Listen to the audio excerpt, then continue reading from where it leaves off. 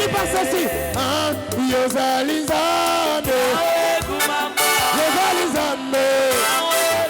Yozalizambe. Yozalizambe. Yozalizambe. Yozalizambe. Yozalizambe. Yozalizambe. Koyembali yonkolo. Koyembali yoyawe. Posa joli yoyawe. Pobeteli yomile. Pobeteli yomile.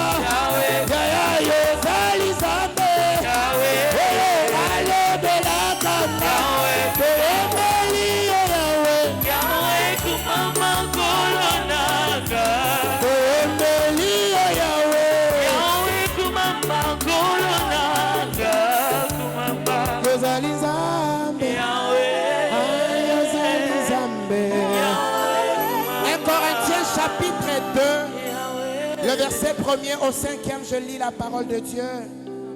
1 Corinthiens chapitre 2, verset 1 à 5, je lis la parole du Seigneur. Donnez-moi du Sphinx, nous allons commencer. La Bible dit ceci: pour moi, frère, lorsque je suis une supériorité, pour moi, frère, lorsque je suis allé chez vous, ce n'est pas avec une supériorité de langage ou de sagesse que je suis allé vous annoncer le témoignage de Dieu. Amen. 2.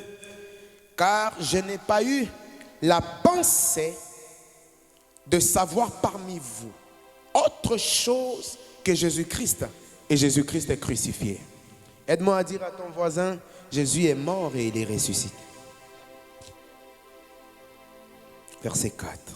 Verset 3e.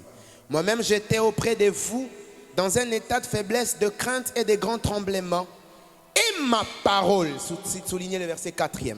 Et ma parole et ma prédication ne reposaient pas sur les discours persuasifs de la sagesse, mais sur une démonstration d'esprit et de puissance, afin que votre foi fût fondée non sur la sagesse des hommes, mais sur la puissance de Dieu.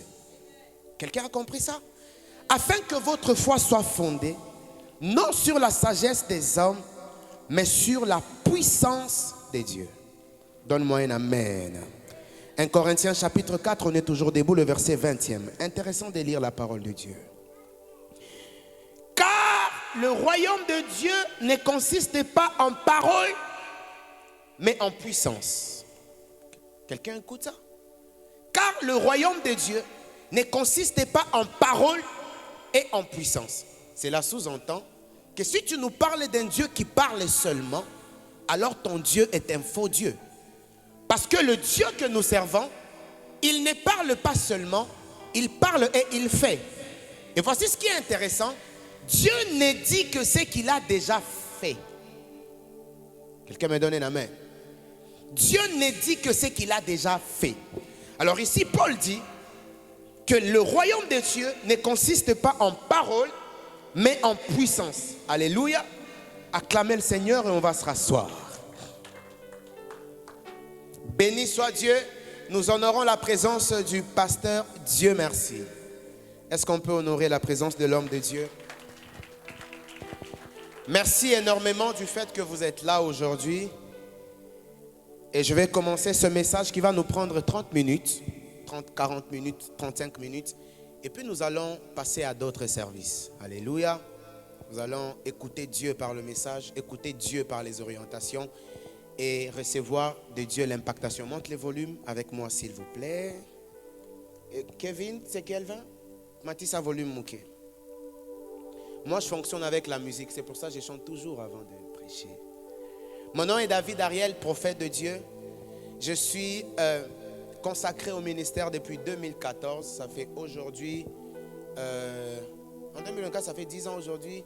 Ça fait pratiquement 11 ans et bientôt 12 ans que je suis en train de servir Dieu comme prophète, bien entendu. Il a plu au Seigneur que je commence à servir Dieu alors que j'étais trop jeune. À 15 ans, j'étais probablement et même pratiquement le vice-pasteur de l'église de mon père spirituel. Mon père spirituel n'est pas sur les réseaux. Et j'aimerais saluer mon père spirituel de là où il est, le pasteur Jacob Honda, qui est en train de me suivre en direct. J'aimerais aussi honorer mes parents biologiques. Maman Marceline Kilanda Kibambi, je sais que tu me suis. Que Dieu te bénisse, maman. Que Dieu bénisse aussi mon papa, Monsieur Jean-Willy Kassongo Mafuta. Alléluia. Je bénis le Seigneur pour la présence de chacun de vous. Alors aujourd'hui, nous allons parler sur la puissance de Dieu. Notre thème dit, pourquoi est-ce que la puissance de Dieu est-elle en voie de disparition? Moi, je ne crois pas en un Dieu qui n'agit pas. Quelqu'un me donne un amen? Lorsque nous parlons de Dieu, nous parlons de la puissance de son agissement.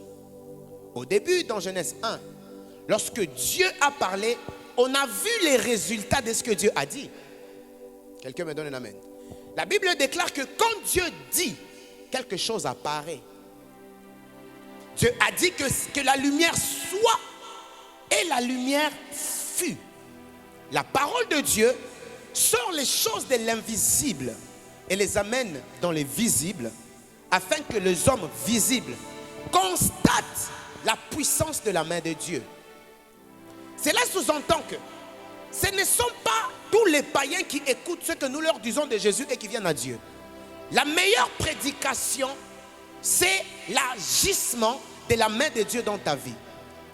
Imagine que tu es dans un quartier et tu ne prêches à personne. Mais les gens voient ta vie aller de mieux en mieux, être bénis. Ces gens finiront par venir demander quel est le Dieu que tu sers. Ils ne sont pas venus à Christ parce que tu leur as parlé de Christ. Ils sont venus à Christ parce qu'ils ont vu la main de Christ agir dans ta vie. Vous savez, ce soir, je crois fermement dans mon cœur que dans les 40 prochaines qui arrivent, une mouvance de l'esprit va avoir lieu et nos vies ne resteront jamais les mêmes. Alléluia. Je veux te connecter à quelque chose ce soir avant que je ne continue vite fait. Nous sommes en train de parler de Genèse aujourd'hui. Chapitre 1er, verset 26-27. Alors que Dieu est en train de créer l'homme, il dit à l'homme, je crée l'homme. Vous savez que l'homme et la femme ont été créés au même moment.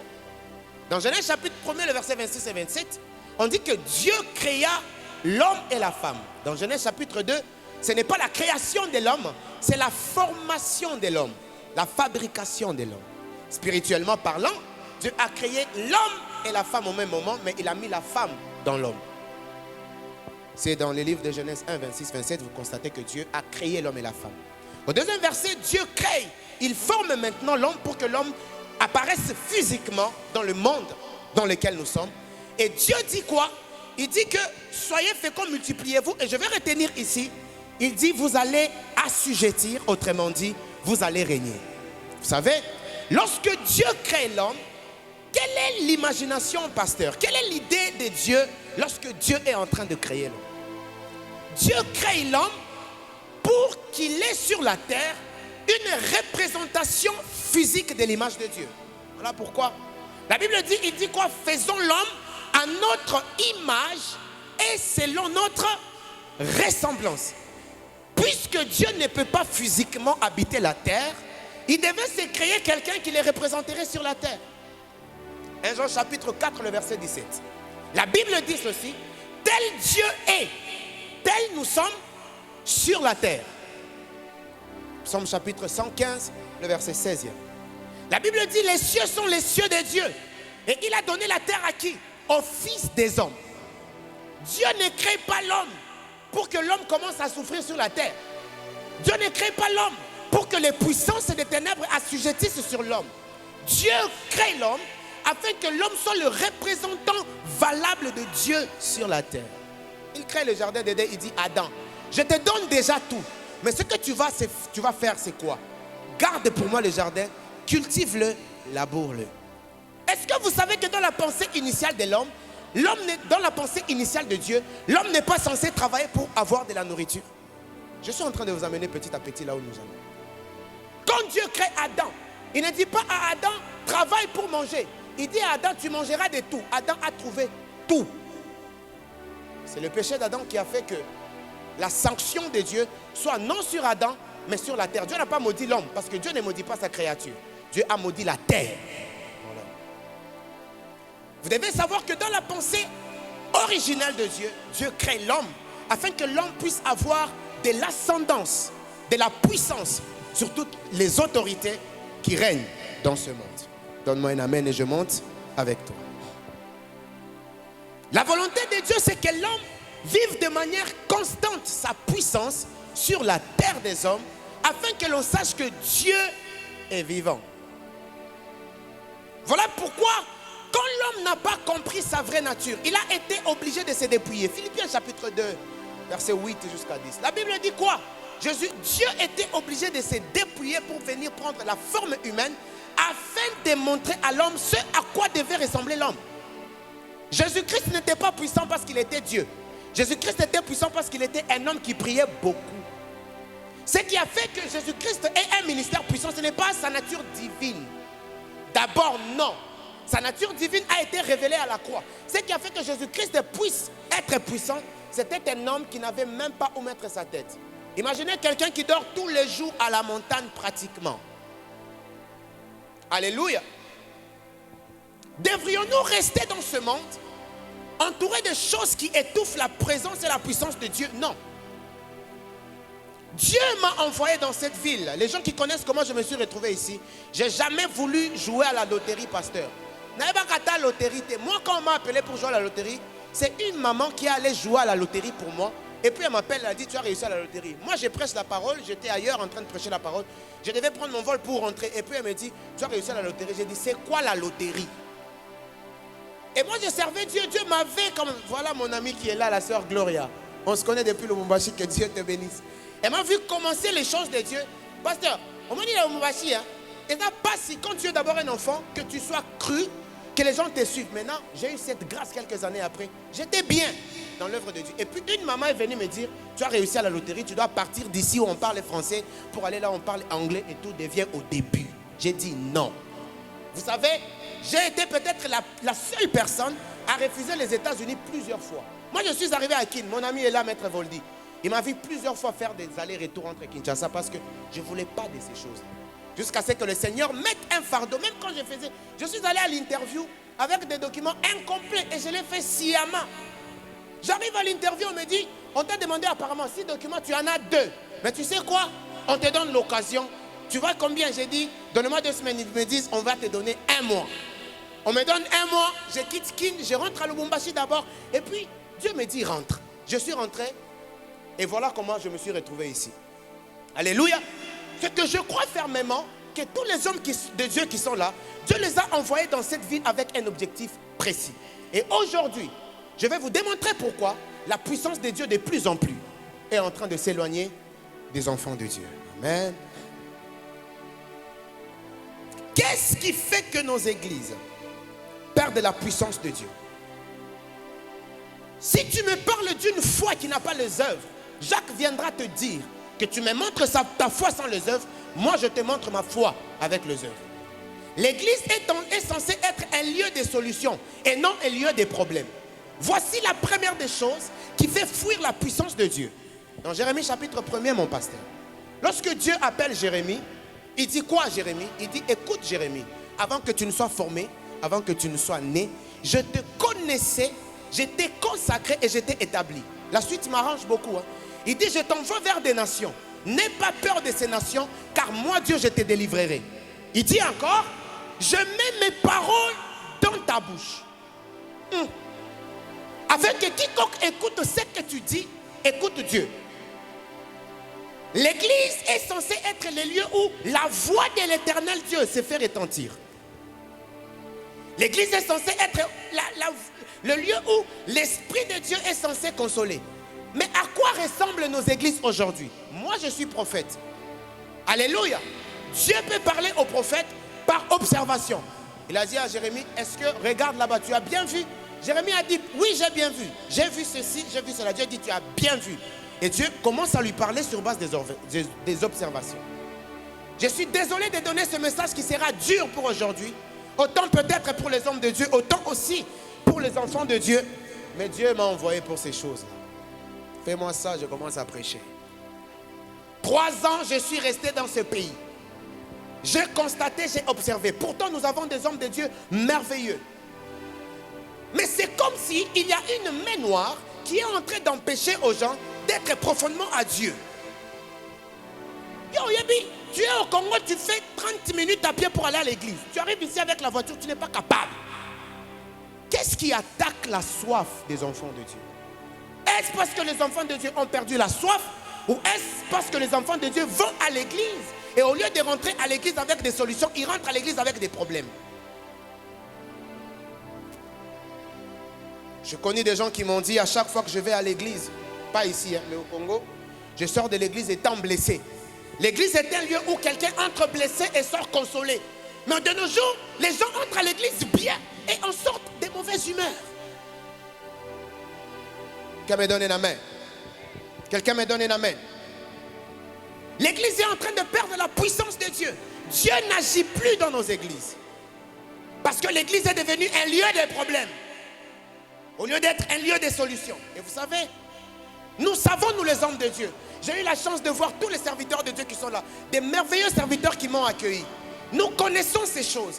Nous voyons le mal. Mais par moments, nous intercédons. Mais au-delà du fait d'intercéder, il faut que quelqu'un prenne le courage de parler de ces choses qui détruisent les enfants de Dieu. Parce que vous savez, lorsque l'église ne va pas bien, les véritables victimes, ce sont les enfants de Dieu. Ils sont saisis de l'Esprit. Dans Actes chapitre 1, le verset 8e. Jésus-Christ promet le Saint-Esprit. Dans Actes chapitre 2, verset 1, la Bible dit, il eut un vent impétueux. Le vent est descendu. Ils furent tous remplis du Saint-Esprit. Quel est le message qui a donné 3000 âmes en un seul jour? Ce n'était pas un message de mystère. Ce n'était pas un message compliqué. C'était des messages simples, mais qui étaient accompagnés d'une puissance incroyable. Jésus-Christ va rencontrer pasteur la femme prostituée. L'a-t-elle jugée? Est-ce que vous savez pourquoi la femme qui a été trouvée en flagrant délit d'adultère n'a pas été jugée par Jésus? Parce que Dieu n'aime pas avoir le langage des hommes. À chaque fois que vous vous rapprocherez de Dieu avec un langage, Dieu viendra contredire ces langages. Comment vous m'amenez quelqu'un que vous avez déjà condamné? Et moi je condamne, Dieu ne condamne pas. Que fait l'église aujourd'hui? La Bible dit que l'amour couvre les fautes. L'amour supporte tout. Mais dans nos églises, vous savez, ça va faire très mal. Mais il faut que cette chose-là quitte l'église pour que la puissance de Dieu s'établisse. Nous avons des frères et nous avons des sœurs qui sont très prêts à parler du mal des gens que de leur bien. Si tu as le courage de parler du mal des gens, quand le bien est fait, loue le bien. C'est quoi les cœurs que les serviteurs et les enfants de Dieu ont aujourd'hui? Pasteur, moi, j'ai été attaqué plusieurs fois, tenté à être empoisonné à Lubumbashi. J'ai fui Lubumbashi à un moment, je suis allé habiter à Kim. Parce que la méchanceté des hommes, tu sais, Élie a vaincu les prophètes de Baal, il a fui d'abord. Hein. Par moment, quand tu regardes ta vie, les dangers, les physiques, fuis. Fais ce que tu peux faire. Écoutez-moi très bien. La différence entre un enfant de Dieu et un païen, ce n'est pas par la manière de prêcher. Ce n'est pas par la manière de prier. La véritable différence entre un chrétien et un païen se situe au niveau de la qualité du cœur. Oh.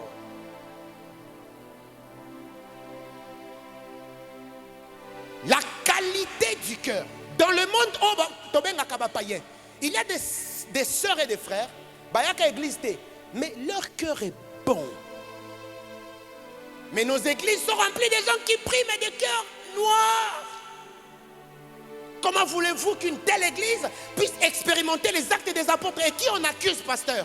Les hommes de Dieu. Ils n'ont pas les feux, ils ne sont pas puissants. Quelqu'un me donne une main. Job a dit dans Job 42, 25, mon oreille a entendu parler de toi, mais maintenant mon œil t'a vu. La volonté de Dieu, c'est que les promesses qu'il nous a données, nous les vivions dans notre vie.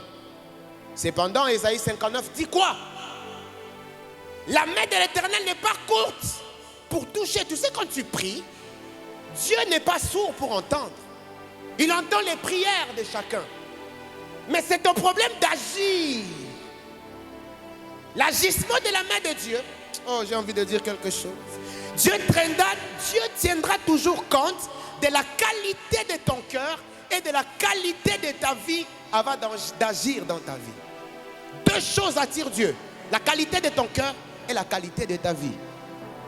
Dieu est tout puissant, mais peut s'avérer être impuissant dans la vie de celui qui est pécheur. Quand on dit que sa main peut toucher, mais ne peut pas toucher parce que tu as péché, cela sous-entend que le piano peut être puissant bien, mais si celui qui le joue ne le joue pas bien, il donne un mauvais son. Alléluia. Je suis en train de finir mon message vite fait pour que nous ayons le temps vraiment de prier.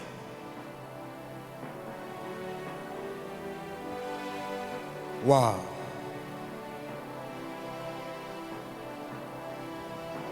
Voici le premier point que vous devez retenir. Pourquoi la puissance de Dieu est-elle en voie de disparition? À partir de cet instant, donnez-moi très bien vos oreilles. J'ai des hommes de Dieu que je respecte ici énormément, mes aînés dans la foi, que je respecte beaucoup. Mais vous me permettez de prêcher, pasteur. Merci.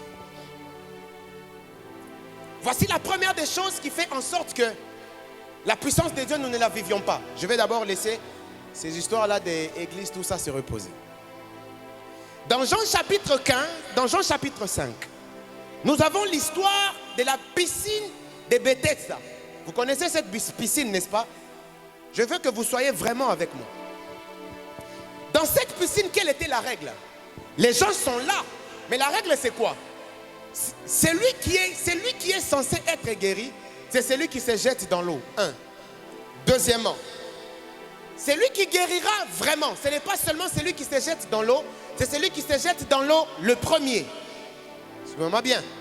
C'est-à-dire que pour être guéri, tu dois te jeter dans l'eau le premier. Or, je suppose qu'il y avait des gens qui se jetaient dans l'eau une seconde après que le premier se soit jeté dans l'eau. Vous imaginez maintenant, tu te jettes dans l'eau, il y a le sacrifice. Et deuxièmement, tu te mouilles, mais tu n'es pas guéri. Parce que quelqu'un est venu s'est jeté avant toi. Mais tu sais, ceux qui ne peuvent pas faire des choses auront toujours Jésus pour faire ces choses à leur place. Vous connaissez la finalité de cet homme qui a été guéri. Il a rencontré Jésus. Ce qui fait que dans notre vie, la puissance de Dieu ne se manifeste pas, c'est que nous n'avons pas la révélation sur le temps de notre visitation. Ça, c'est la première des choses. La puissance de Dieu fuit de nos vies, pas à cause des hommes de Dieu, oh, ils ne prient pas, ils n'ont pas le feu, l'église ceci. La première des choses, c'est d'abord, vous n'avez pas la révélation sur le temps de votre visitation.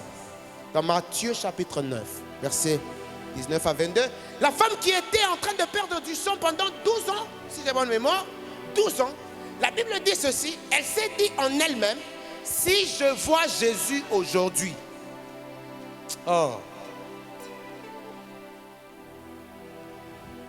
la Bible déclare ceci, cette femme avait beaucoup de biens. Elle a vendu tous ses biens pour prendre soin d'elle. Elle avait l'argent. La Bible déclare qu'elle a changé médecin en médecin et n'avait pas de solution. Mais lorsqu'elle a entendu parler de l'histoire de Jésus, elle a dit, si je le vois aujourd'hui. Nous ne sommes pas bénis parce que nous croyons que les hommes de Dieu sont nos amis. Non. Une personne sur qui l'appel de Dieu n'est plus ordinaire. Vous savez quelle est la phrase que Jésus-Christ a répétée plusieurs fois quand les gens étaient guéris? Ta foi t'a guéri. Ce qui t'a guéri, ce n'est pas d'abord la puissance de l'homme de Dieu en face de toi. C'est ta foi au Dieu qu'il sert. Oh. La Bible dit qu'il faut que ceux qui s'approchent de Dieu croient d'abord que Dieu existe. Une onction que tu n'aimes pas, une onction à laquelle tu ne crois pas, ne peut pas te bénir. Cette femme a dit, si je vois Jésus aujourd'hui, elle se disait, si j'ai pu toucher au pan de sa robe, personne ne l'a prêché. Était-elle chrétienne? La Bible n'en parle pas. La Bible parle d'une femme qui a souffert, mais qui s'est dit, aujourd'hui, si je vois Jésus, j'irai toucher le pan de sa robe et je serai guéri. Vous savez, ce qu'elle s'est dit en elle a eu lieu au point où Jésus-Christ est entouré de fous l'homme de Dieu, mais quand il est touché, il sent qu'une force de lui est sortie. Vous savez, hein? Il y a des gens qui sont venus écouter comment les prophètes ils prêchent. Il y a des gens qui sont venus voir comment le prophète va s'habiller. C'est comme ça que vous passerez à côté de votre visitation, parce que vous n'avez pas su définir convenablement vos motivations. Tu sais, pendant que je parle, nous avons quelques minutes dans la présence de Dieu. Change tes motivations. Alléluia. Il y a des gens qui se disent aujourd'hui, c'est aujourd'hui. Vous savez, je dis souvent aux gens qui sont proches de moi, je suis le produit des prières. Quand je parle du don de la visitation, j'étais un jour en train de prêcher à Lubumbashi, des choses réelles. J'étais en train de prêcher, j'ai vu une maman. Premièrement, je suis dans un culte. En 2019, le 14 février, non, pas le 14 février, c'était le 9 ou quelque chose. Une maman de 81 ans est entrée dans l'église, je crois voir ces vidéos. Elle a dit ceci, la maman était paralysée des mains, elle ne pouvait pas marcher, elle a été transportée à l'église. Elle a dit, j'ai vu les affiches d'un jeune prophète circuler partout, c'était à Kamalondo. J'ai vu, tu étais là, j'ai vu les affiches du prophète circuler partout. Elle a dit, dites à ce jeune prophète qui est devant, si je ne marche pas aujourd'hui, je ne sors pas de l'église. Toi tu connais ça, c'est grave. C'est un danger. Maintenant je commence à me poser des questions. Envoyer des dieux pour détruire mon ministère. Envoyer du diable pour détruire mon ministère. J'ai eu trop de combats d'ailleurs ces jours-là. Elle dit, elle a 81 ans. Elle dit, dites à ces jeunes prophètes-là. On a mis maman derrière là-bas pour dire, maman, il y a beaucoup de gens dans la salle. Bofan Danasima, vous allez avoir un peu d'air qui va entrer. Elle a dit, amenez-moi dans la foule. Si je ne suis pas guéri aujourd'hui, je préfère mourir ici. Vous savez, on m'a rapporté ça, j'étais devant. J'ai commencé à prier, mon cœur tremblait. Jésus-Christ m'a dit, ma puissance est là. J'ai levé la femme, elle était devant tout le monde. Et j'ai regardé cette femme. Je n'ai pas parlé à la femme, j'ai parlé au corps. J'ai dit au corps de la femme, je t'ordonne au nom de Jésus de commencer à te reconstituer.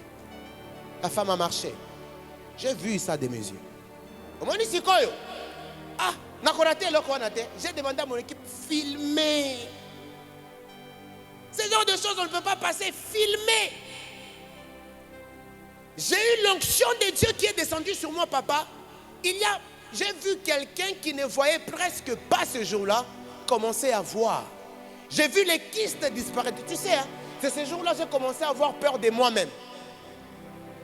Quand tu marches avec Dieu et que Dieu n'accomplit pas avec toi des choses qui étonnent ton entourage et des choses qui t'étonnent toi-même, tu rentres dans la bomotobo et tu te dis, c'était moi. C'est que tu n'as pas encore commencé à bien marcher avec Dieu. Quand Dieu vient sur toi, il y a des choses que tu manifesteras. On te dit que c'est toi, tu dis, c'est pas moi. Oh, Jean chapitre 15, verset 20. La Bible dit, Dieu fera des œuvres plus grandes afin que le monde soit dans l'étonnement. Même Dieu fait des choses pour que le monde soit étonné. Et il tire la gloire de ça. Je prophétise dans ta vie qu'il y aura, c'est la fin de l'année, n'est-ce pas? Il y aura, tu vois comment tu veux, oh, Lubumbashi. Lubumbashi, quand je dis je prophétise dans ta vie, tu vois les gens, ils sont debout, ils commencent déjà à lever la main, j'ai rien encore dit. C'est de ça je parle du temps de ta visitation. La parole d'un serviteur de Dieu est oui et amen. C'est que l'homme de Dieu dit, arrive. Je prophétise dans ta vie, au nom de Jésus, en cette fin d'année, qu'il y ait succession et suite d'événements spirituels qui auront un impact dans le monde physique afin que le monde soit étonné. Le Dieu que nous servons est capable de créer le chemin là où il n'y en a pas. Il est en mesure de le faire. Pendant que je parle, il y a peut-être quelqu'un qui me regarde. Beaucoup de gens ont vu mes vidéos comme ça. Alors que je prêche, quelqu'un vient toucher, soit au pantalon, quelqu'un vient toucher, soit au pied. La personne reçoit quelque chose de Dieu. Pasteur, les gens qui viennent du Congo disent quoi souvent ici? Au Congo, nous sommes très honorés. Ici, les gens ne savent pas honorer les hommes de Dieu. Au Congo, Mutumunene. Quand il arrive ici, on le regarde comme quelqu'un qui ne représente rien.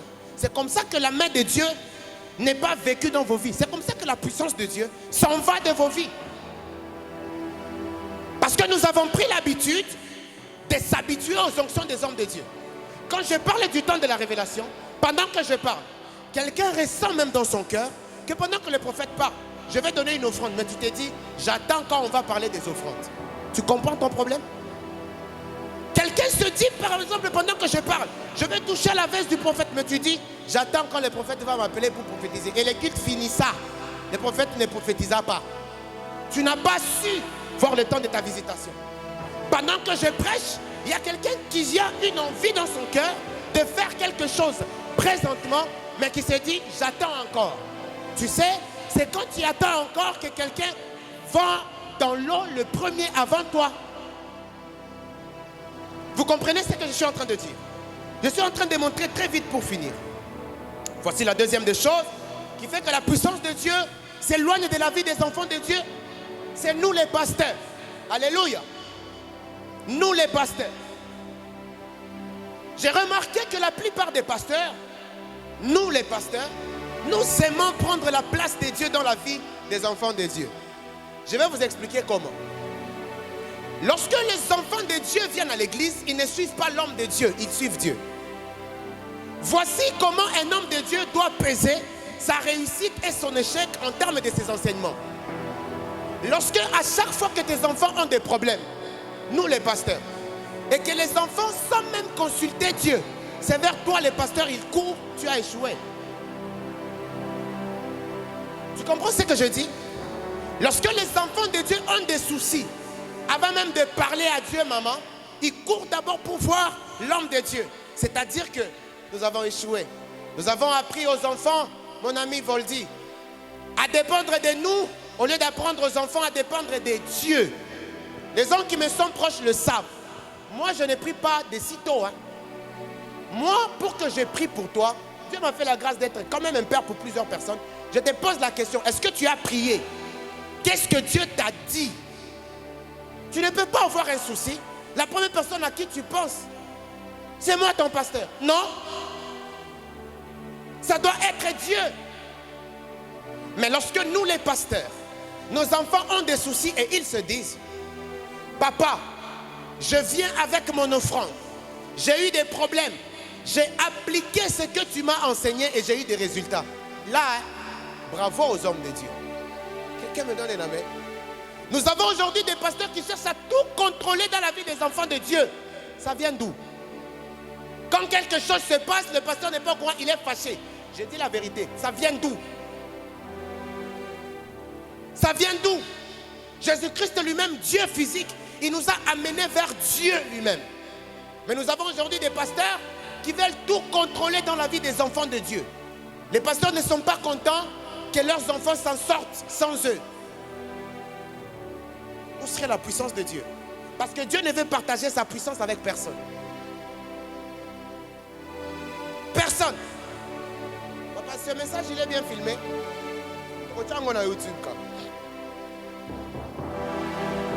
Les serviteurs de Dieu doivent être fiers. Lorsque Pasteur Ange nous enseignons les enfants, ils vont dans le monde des affaires. Il ne vous a... Moi, je n'aime pas qu'on me dérange. Ce que je dis, c'est la vérité. Je n'aime pas beaucoup qu'on me dérange. Et je me fâche sérieusement. Quand tu commences, Dieu t'a donné l'intelligence, pourquoi? La Bible dit, en réalité, dans l'homme, c'est l'esprit, le souffle du Tout-Puissant qui donne l'intelligence. L'intelligence, c'est une forme de l'esprit de Dieu pour te permettre à toi de résoudre tes problèmes. Vous savez ce qu'est la paternité spirituelle? On est père spirituel, pas pour que vous dépendiez de nous. On est des pères pour vous couvrir. La paternité est un système d'intervention divine. Et la paternité ne peut jamais remplacer l'intimité. Peu importe ce que tu veux avoir dans la vie, si tu n'as pas une relation personnelle avec Dieu, ça te sera difficile d'avoir des choses. Parce que ton père spirituel ne peut pas remplacer Dieu. Dans Daniel chapitre 10, un ange a été arrêté par le prince de Perse. Dieu lui a envoyé du renfort. C'est ça, je peux dire, la typologie de la paternité spirituelle. Nous sommes des pères pour que tu viennes chez les pasteurs. Dieu merci. Papa, j'ai des combats. J'ai essayé de faire de mon mieux, ça n'a pas marché. Maintenant, ça c'est plus fort que moi, je viens. Les pères spirituels sont là pour intervenir dans les combats qui sont plus forts que vous. Pas pour que vous pensiez à eux à tout moment. Moi, je ne suis pas encore marié, mais si moi j'étais marié, au Beningaka 23h30 boy, et puis tu vas te fâcher, tu dis, vous devez comprendre que les hommes de Dieu sont aussi des humains. Fais ça, fais ça. On veut prier. On veut prier. Dans 1 Corinthiens chapitre 1er, le verset 11 à 13, Papa Ange, je donne le message de Dieu tel que Dieu a déposé ce message dans mon cœur. Je dis ceci, nous ne sommes pas des enfants de Dieu d'abord parce que nous prions dans la même église. Fais ça. Fais ça. De toutes les façons, je parle, non? Yeah. Nous ne sommes pas enfants de Dieu, Papa Carmel, parce que nous tous, nous prions chez le pasteur Emmanuel. Non. Nous sommes enfants de Dieu parce que nous avons cru en Jésus-Christ comme Seigneur et Sauveur. Cela sous-entend que là où Jésus-Christ est glorifié, je dois me sentir à l'aise pour aller louer le Seigneur là-bas si c'est une manifestation spéciale qui ne dérange pas le programme de mon église. Je dis, Paul dit dans 1 Corinthiens chapitre 11, 1 Corinthiens 1 verset 11, il dit, les hommes de Dieu ont séparé l'église. Comment? Chacun dit, le pasteur Ange dit, ça ce sont mes enfants. Pasteur Dieu merci dit, ça ce sont mes enfants. Papa et papa dit, ça ce sont mes enfants. Toi aussi, Papa Platini, ce que tu fais ton église, tu dis, ça ce sont mes enfants. Ce ne sont les enfants de personne, ce sont les enfants de Dieu.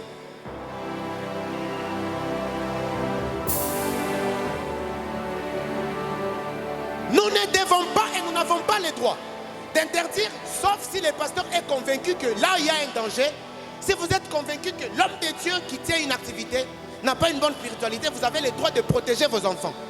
Mais ce genre de serviteurs de Dieu qui empêchent aux enfants d'aller prier ailleurs par jalousie et par haine. Qui êtes-vous? Les enfants appartiennent à Dieu. Je l'ai dit, nous appartenons à Jésus. Papa, ton enfant biologique, sauf que Bomi et les lots, l'État va t'arrêter. C'est-à-dire qu'une fois que tu as donné naissance à un enfant, l'enfant n'est plus à toi seul.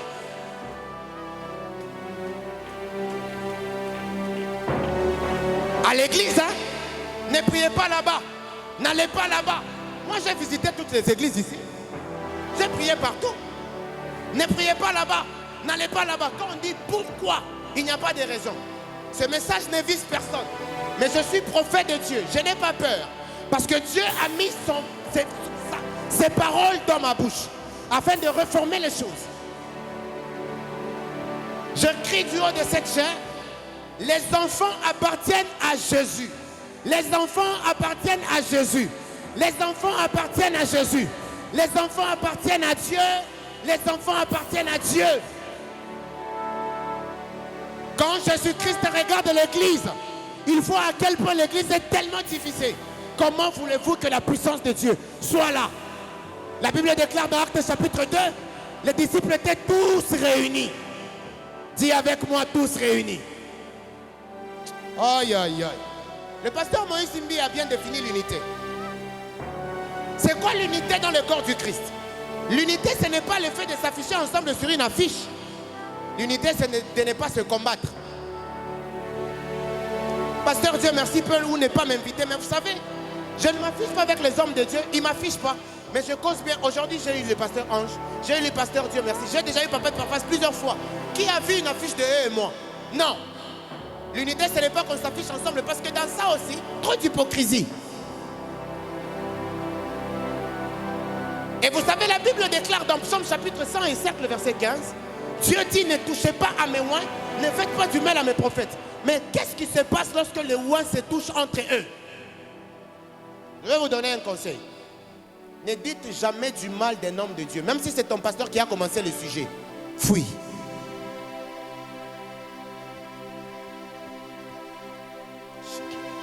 Non, le prophète, il va prophétiser aujourd'hui. C'est ça la prophétie.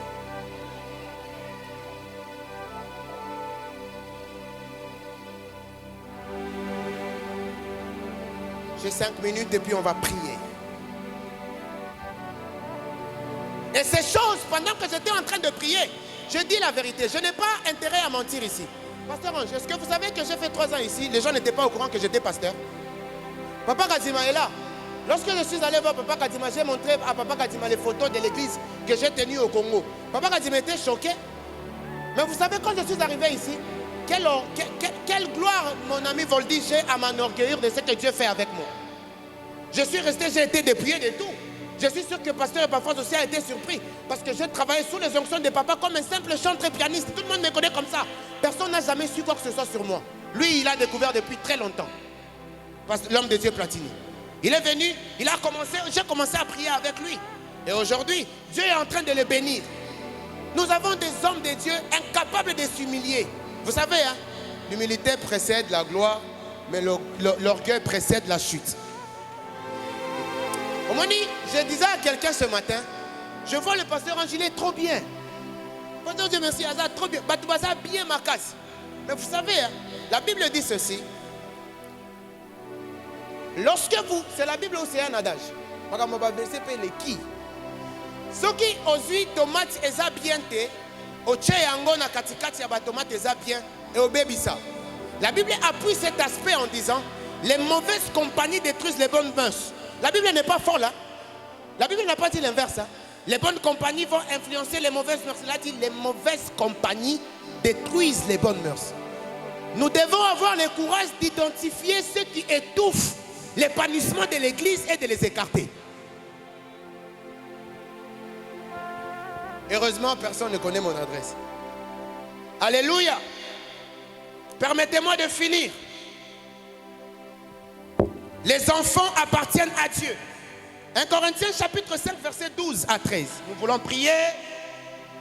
Qu'ai-je en effet à juger ceux de dehors? N'est-ce pas ceux de dedans que vous avez jugés?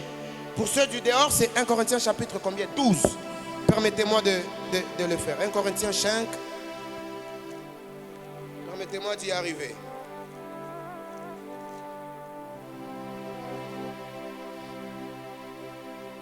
Je pense que je me suis trompé de verset. Permettez que je le cherche. Ok.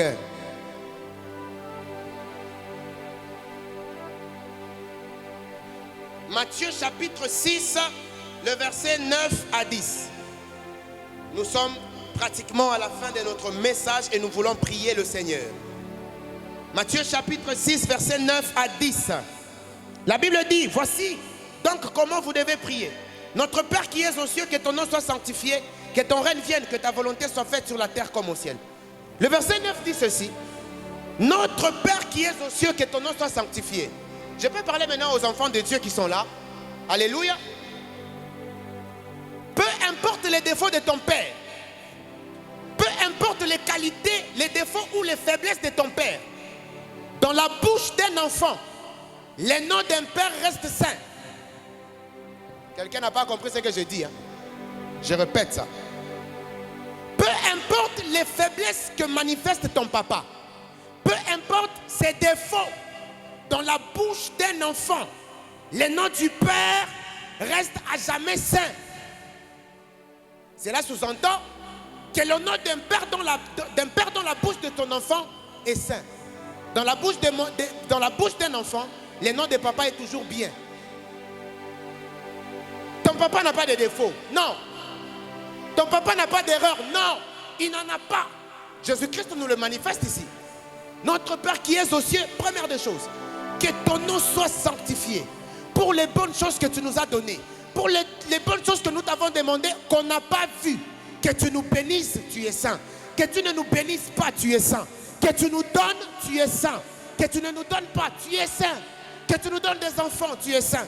Que tu les reprennes, tu es saint. Peu importe ce que ton père fait, dans la bouche d'un enfant, le nom de papa est saint. Et ce sont ces choses qui font fuir la puissance de Dieu. Si vous voulez que la grâce qui est sur les pères qui sont ici, des merveilleux papas qui sont là, si vous voulez que la grâce de vos pasteurs vous bénisse, conjuguez ces deux verbes. Aimez-les et honorez-les. Nous avons dans les églises, pasteur Ange, des enfants qui nous voient comme leurs amis. Comment moi, ton pasteur, je peux être ton ami? Moi, ton pasteur, je ne peux pas être ton ami. Et écoutez, j'ai interdit toujours aux gens de se rapprocher de leur pasteur.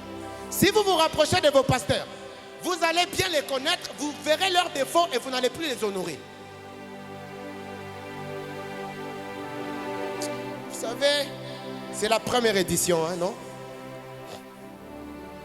Ne vous approchez pas de vos pasteurs. Ne soyez pas proches d'eux parce que la proximité tue les sacrés. Ton pasteur est en culotte, tu es là. Ton pasteur il rit, tu es là. Il mange, tu dis pasteur, Agata Kanani, Monso Yamakasi. Comment une onction comme ça va te bénir? Lorsque papa te rapproche beaucoup, fuis. Je sais de quoi je parle. Il y a des hommes qui sont proches de moi ici.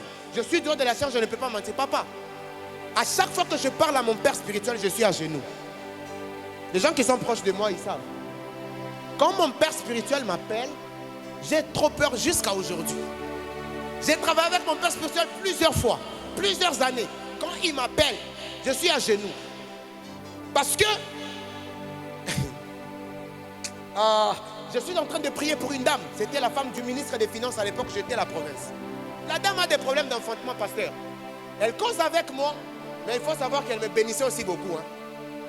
Elle cause avec moi et dans la conversation, j'ai fait l'erreur de lui dire comment va ta fille. Elle a dit papa, ma fille, je cherche l'enfant. Vous venez de vous moquer de moi là.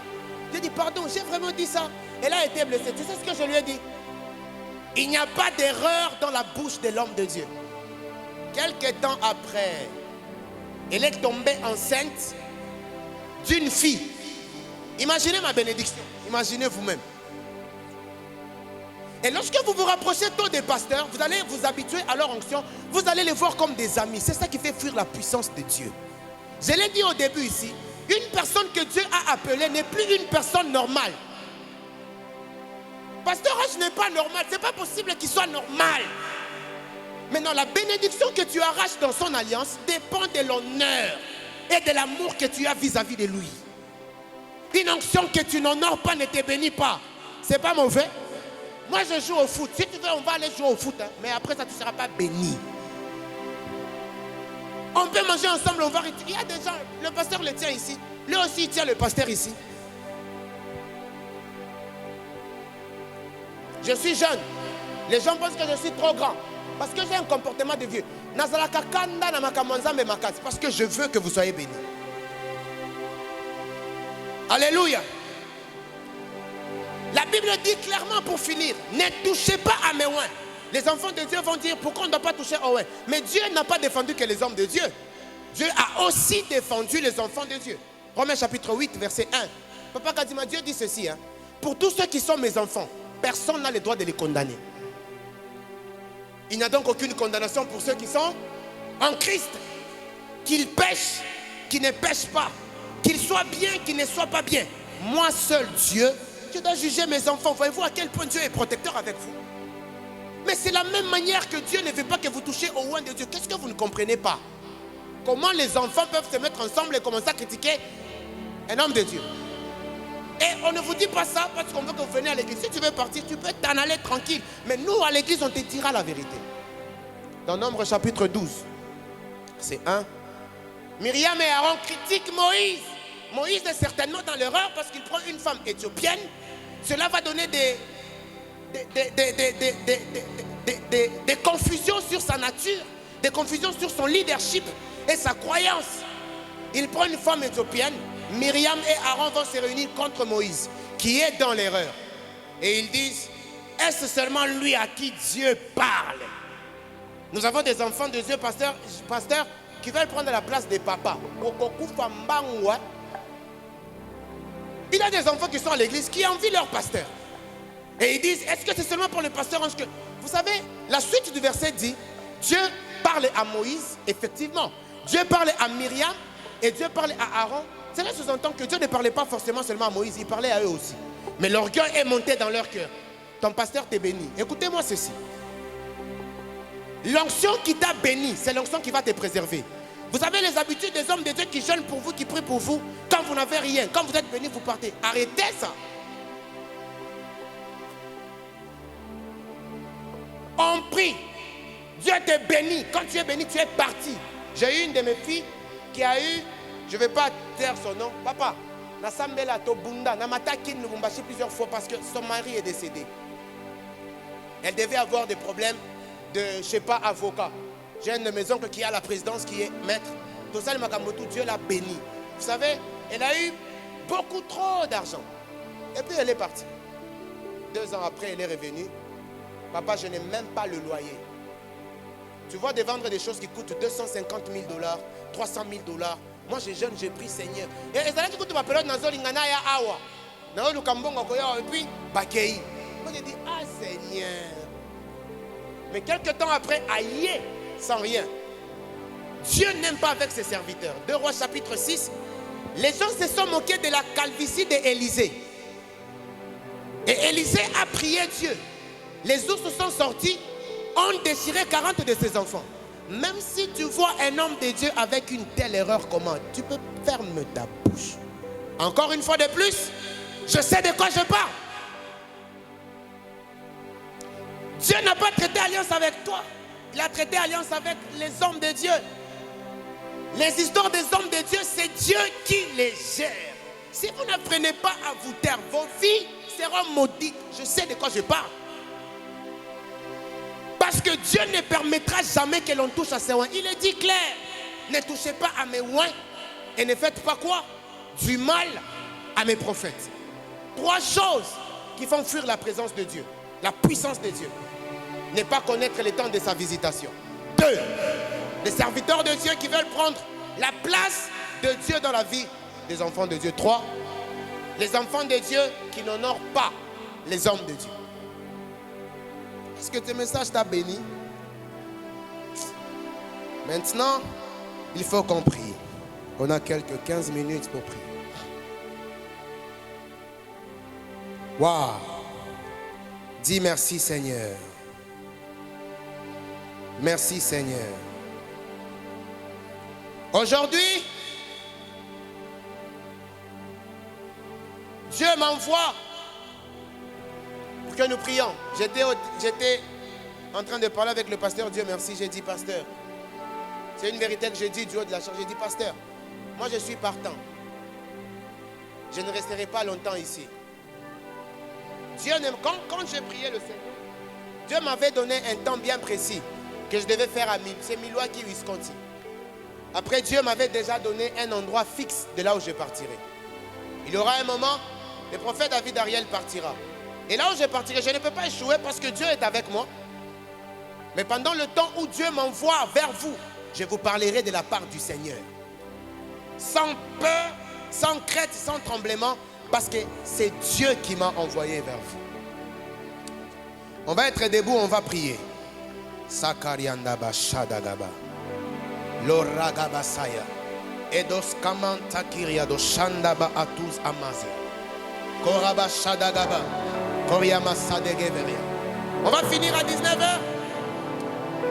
Dieu m'a dit, la première des choses que nous devons demander à Dieu, c'est la miséricorde de Dieu dans nos vies et dans cette vie. Demandons la miséricorde de Dieu. C'est quelle note que nous avons là-bas? Soriaba Shandagariaba. Oh! C'est quelle note là? Donne-moi là. Et puis la servante de Dieu va continuer. Je veux que nous puissions chanter ces cantiques et puis nous mettre à prier.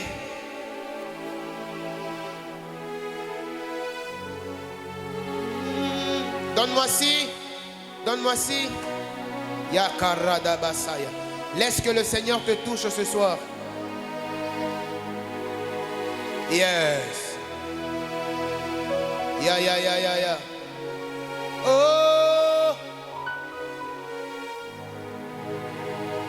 Zambi wa moye. Turula bukola bwe. Zambi wa moye. Yo. Turula bukola bwe. Zambi wa moye. Donne-moi du sphinx. Yeah.